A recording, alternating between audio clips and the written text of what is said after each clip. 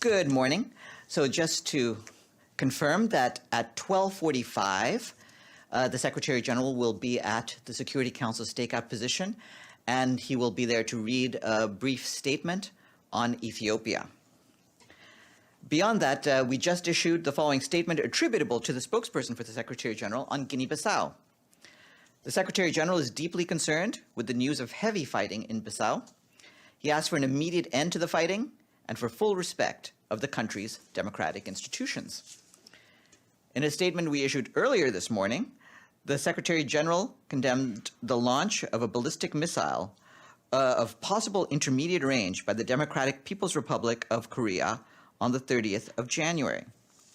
This is a breaking of the DPRK's announced moratorium in 2018 on launches of this nature and a clear violation of Security Council resolutions.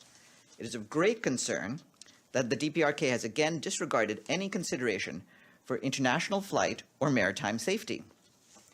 The Secretary General urges the DPRK to desist from taking any further counterproductive actions and calls for all parties to seek a peaceful diplomatic solution. The head of our UN Office for West Africa and the Sahel, Mohamed Saleh Anadif, has concluded his mission to Burkina Faso. As we mentioned yesterday, Mr. Anadif took part in a joint mission with ECOWAS foreign ministers to Ouagadougou to exchange with the new military authorities in Burkina Faso.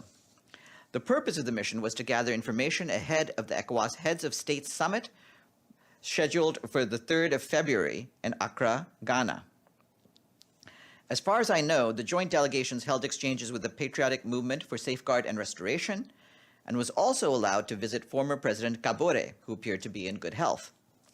In tweets this morning, Mr. Anadif said that the delegation reiterated their call for a return to constitutional order and also called again for the release of President Roch Marc Christian Kabore.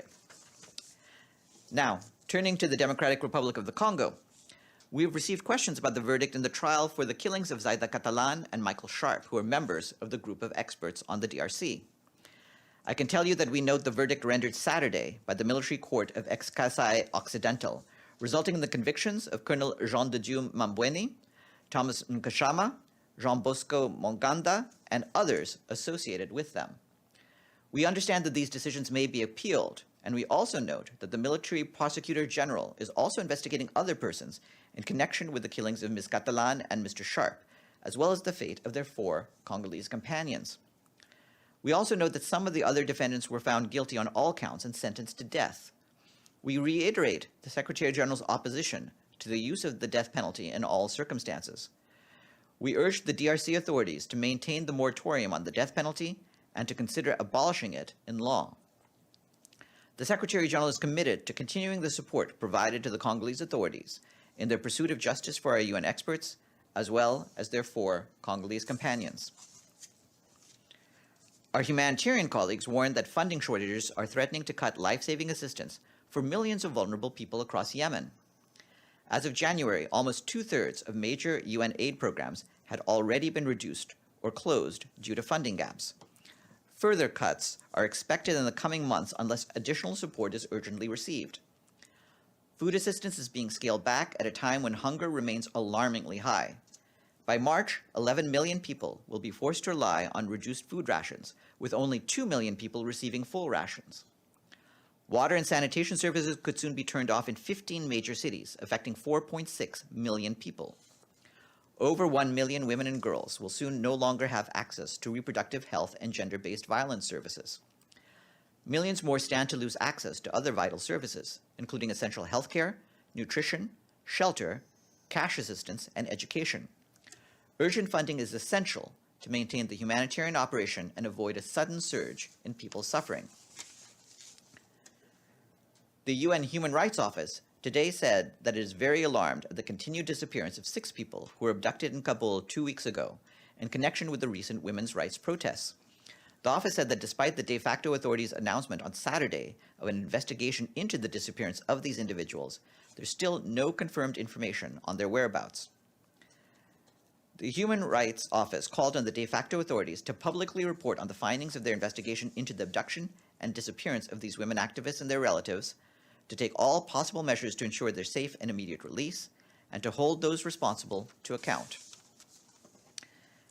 I have a COVID-19 update for you today from Pakistan.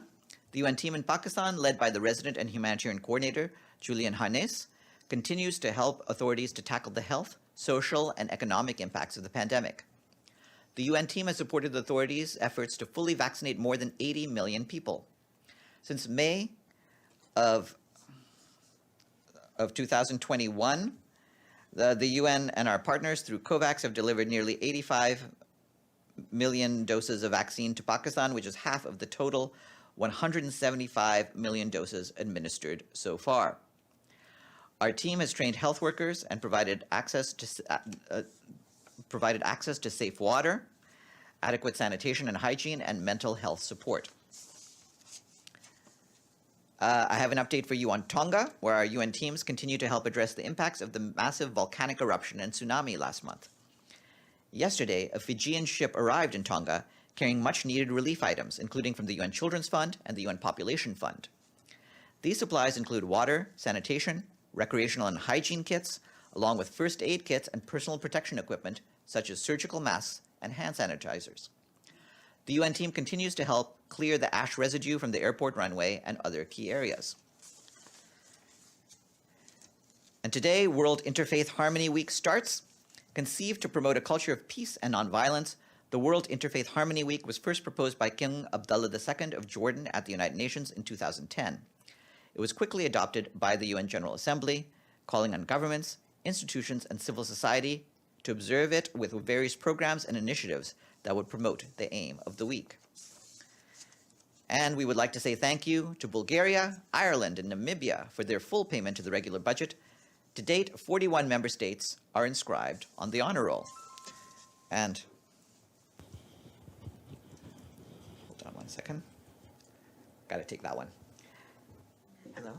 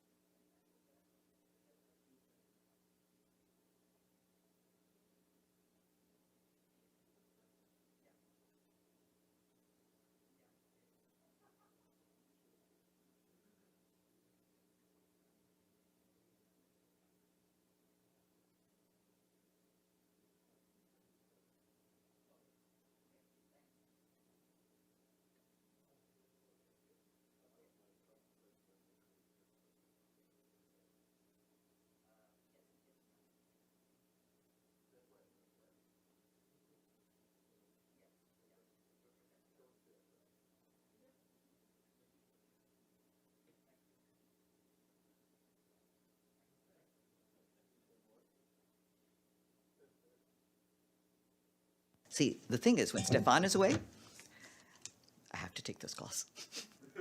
Sorry about that. Oh, you know who it was. Yeah, and by the way, it's confirmed. He'll speak to you at 12:45. I've forgotten where I was. Oh yeah, today. We're almost at the end of this part of the briefing. Today, World Interfaith Harmony Week starts. Conceived to promote a culture of peace and nonviolence, the World Interfaith Harmony Week was first proposed by King Abdullah II of Jordan at the United Nations in 2010. No, I've read that. All right. Hold on, wait. Lastly, today at 1 p.m., the President of the Security Council for February, Ambassador Vasily Nebenzia of the Russian Federation, will be here to brief on the Council's program of work for the month of February. And tomorrow's noon briefing guest will be Brenda Barton, the World Food Program Country Director for the Philippines. She will brief you virtually on the humanitarian situation in the Philippines in the aftermath of Typhoon Odette. And before we turn to Paulina Kubiak, yes, Edie, you have a question? Yes, thank you. Farhan, it's the first anniversary of the coup in Myanmar. I know the Secretary General put out a statement, but there have been strikes and protests today and commitments of the former government and a lot of young people to keep fighting to restore democracy. Is the Secretary General concerned that Myanmar is now either in or heading to a civil war? That's not the concerns that we've expressed. We are concerned about the tremendous impact there's been, the problems with human rights, the problems in terms of the humanitarian crisis. The country has faced tremendous economic problems. And as Noeline Hazer told you in yesterday's briefing, there's also the concern that the various sides are resorting to violence as their means of trying to resolve the situation. We believe that none of that will help the situation. We want to get back to a restoration of the elected government. We want all those who have been detained, including Aung San Suu Kyi, to be released. And we want a return to the status quo of January of 2021. We are still working with our parties, including with the Association of Southeast Asian Nations, to bring this about. But ultimately, there's no way forward under the current circumstances, and there's no way forward under the rule by the military that has led to so much needless suffering among the people of Myanmar. Yes. Following up on coups, but the one that's in progress, possibly in Guinea-Bissau. I know the UN mission in Guinea-Bissau, the political mission there, ended just over a year ago. What is the UN presence in Guinea-Bissau? What are they telling you about what's going on on the ground? And what is the Secretary General's view on this, given his strong comments on Burkina Faso? Steph telling us that he wanted the Security Council to deal with this. They still haven't met on Burkina Faso. They haven't done last week's coup yet. What's his view on the Security Council's action on this? Well, we want to make sure that there's a united stand, not just by the Security Council, but by the international community as a whole, against all military seizures of power, be it in Burkina Faso or anywhere else. You saw that we very quickly responded to the developments that are happening in Guinea-Bissau, and the Secretary General immediately asked for an immediate end to the fighting and for full respect of the country's democratic institutions. Obviously, we have to wait and see what happens when the dust settles, but as the Secretary General has made clear before, when he warned of an epidemic of coups, there needs to be a strong line taken against all seizures of power, whether it's in Myanmar, whether it's in Burkina Faso, whether it's in any of the other countries, Mali, Sudan, and the others that have witnessed military seizures of power over the past year. We do not support any of those, and in all of them, we're working for a restoration of the democratic transitions that had been in place. And the UN presence? UN presence and what they're doing now? Well, the larger office of UNIOGBIS has ended, and that is pulled out. There is still a country team, and we'll have to check on what our numbers are. So we'll have to get back to you on that. Michelle, and then Abdulhamid. Thanks, Farhan. Just to follow up on North Korea, has the SG or possibly Rosemary DiCarlo reached out to speak with or spoken with the North Korean ambassador about the latest developments?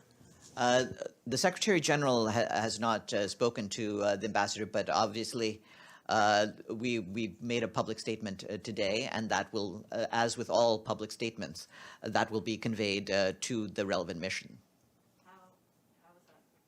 How is that conveyed? Just as a standing rule, we provide the text of the statements to the missions, and of course, they will have seen it by now, I imagine.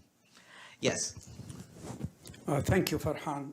Today, Amnesty International issued a very lengthy report on Israeli practices in the occupied Palestinian territory. under the title Israel's Apartheid Against Palestinian, Cruel System of Domination and Crime Against Humanity. And it has concluded that this system amounts to apartheid. Israel must dismantle this cruel system, and the international community must pressure it to do so. What is your take on that? Do you subscribe? Do you support this report? Have you read the report? Did the Secretary is aware of this report? We're certainly aware of the report. Obviously, this is a report by an independent group, and so we don't have any comment on their report. But you'll have seen what our own reporting on the situation has been and what our own concerns have been. The UN has been avoiding the term apartheid. Do you now feel that it's a very accurate term that describes Israeli practices? This is a word that Amnesty International is using. Obviously, like I said, they're an independent group. They're free to describe the situation as they see fit. We don't use the same language as independent groups, but you've seen what the UN has said, and we stick to our own descriptions and our own serious concerns about the situation of basic rights. Yes. Thank you. I reported on Friday on a report from the Secretary General about Afghanistan to the Security Council, and in that report he says that the best way to promote stability to Afghanistan is to support the Taliban to avoid isolation, and international dialogue is needed. So with that background, is the Secretary General in favor of the Taliban having their own ambassador in New York? That is not a decision that the Secretary General takes.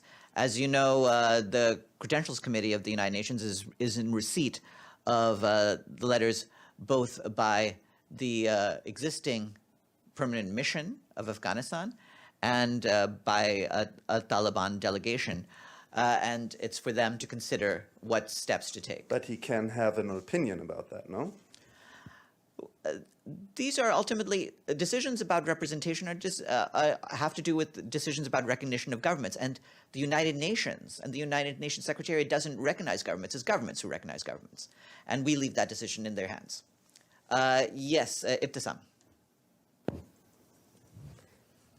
Farhan, on Libya yesterday and the resolution that the Security Council adopted, which, as you know, was a technical rollover. First of all, do you have a comment on that? And also, how would this impact your work, given the fact that since September, it's the third time that the Security Council renew the mandate with a technical rollover? Well, it's up to the Council to determine how they want to renew mandates. We're glad that the mandate is renewed, and we'll continue to report back to the Security Council and do what we can to ensure that the mission continues to complete its mandated tasks. But a follow-up on that, one of the sentences in the technical rollover is about the fact that the Secretary General has to actually appoint representative there. So my question is, since the resignation of Mr. Kubish, did you presented the Security Council with any names or any candidates? At this stage, we're considering what the next steps are. I have no doubt that the Security Council will be informed as soon as possible about any replacement for Mr. Kubish.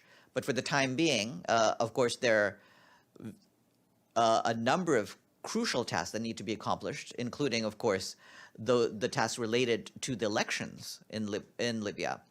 And so for that, Stephanie Williams has, as you know, been named as the special advisor to the Secretary General, and she is continuing with that work. And once we have anything new to announce to you, we'll announce it. Okay, sorry. Yeah. But that doesn't exactly answer the question. The question is whether you presented any names within these 2 months since the resignation of Kubish, and then also on Stephanie Williams. So she's special advisor. Is she also in her capacity the head of the, somehow, the head of the mission there? At this stage, her function is to advise the Secretary General on the way forward in Libya. It's not to lead the mission, although, of course, she works with the UN mission in Libya. And regarding your initial question, there's no names to mention to you at this point. Once we have something, we'll let you know. Yes, Ray. Thank you, Farhan. I have a question on Yemen. How does the UN see the latest expert report documenting the violations of the Houthi militia, especially in regard to the recruitment of children and their involvement in battles? Well, obviously, this is an independent expert report, but we ask for all such reports to be taken very seriously in terms of their recommendations. And regarding the use of children, as you know, we want to make sure that no party uses children in armed conflict, and so they need to take up those recommendations. Yes, James. Yeah, I have three more. One, you talked about the women's activists who've disappeared in Afghanistan. There are also two journalists from Ariana Television, one of the main commercial television stations in Afghanistan, who appear to have been detained. What is the Secretary General's reaction?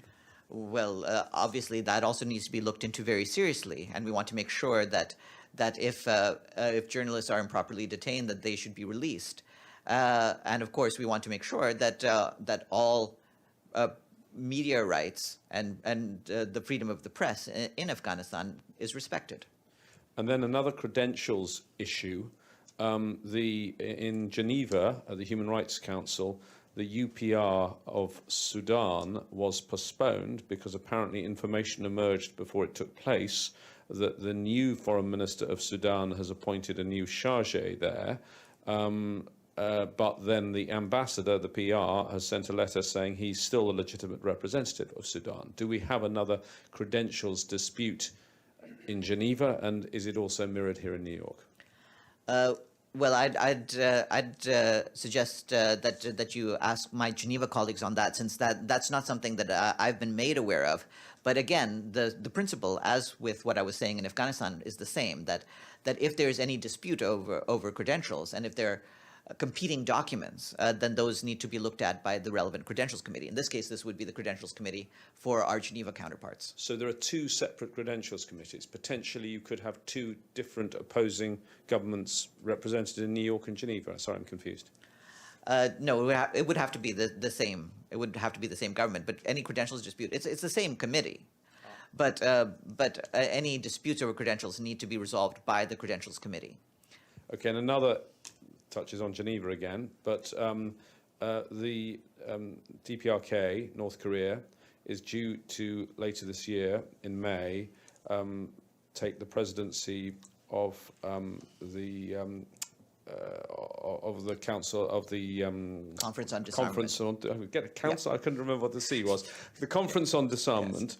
Yes. I understand this is a member state process and it's rotation and how this works, but does the Secretary General agree that publicly this will be seen as farcical? Does he believe it is most unfortunate? All of the member states of the Conference on Disarmament take turns being the presidency of the conference. That is part of their agreed rules and procedure. And their rules and procedure, by the way, are an open document. It's on the website of it. And under those rules, it suggests that there's a monthly rotation, or a period that each member state takes over for a 4-week period, according to its placement in the English alphabet. What that means is that the Democratic People's Republic of Korea, as with all the other member states, will chair it for 4 weeks. This is the rule that all the member states themselves have set and agreed to, and we're not going to counter that. Obviously, the perception of that is something that the people of the world, the media and others, are free to interpret as they will. But the fact that they will be the chair is just essentially a procedural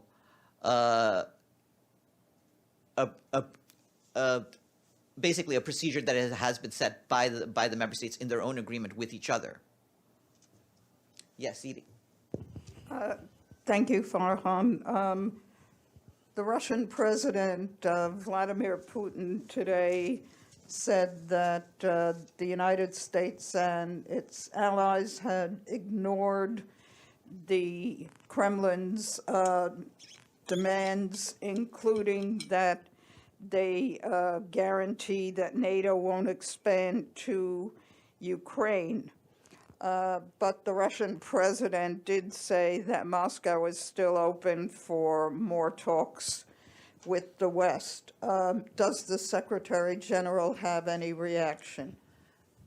It's the same reaction that we've been saying, which is the Secretary General believes that the only way forward is through dialogue and also through de-escalation on this issue. You'll have heard what Rosemary DiCarlo said in the Security Council, and the concerns that she expressed there are the same ones that we have today. And we certainly welcome any effort by the relevant parties to engage in dialogue to get us to an agreed resolution of this. And with that, oh, yes, one more? Quick follow-up on Myanmar. Does the Secretary General support arms embargo on Myanmar by the Security Council? Thank you. That's really a question for the Security Council to take. You know the concerns that we've expressed in terms of how sanctions are applied in different cases, but if the Security Council were to adopt that, that would be their decision. What we have suggested for the way forward, I would just refer you back to what the Secretary General and Noeline Hazar have said in the last days. And with that, Paulina, come on up.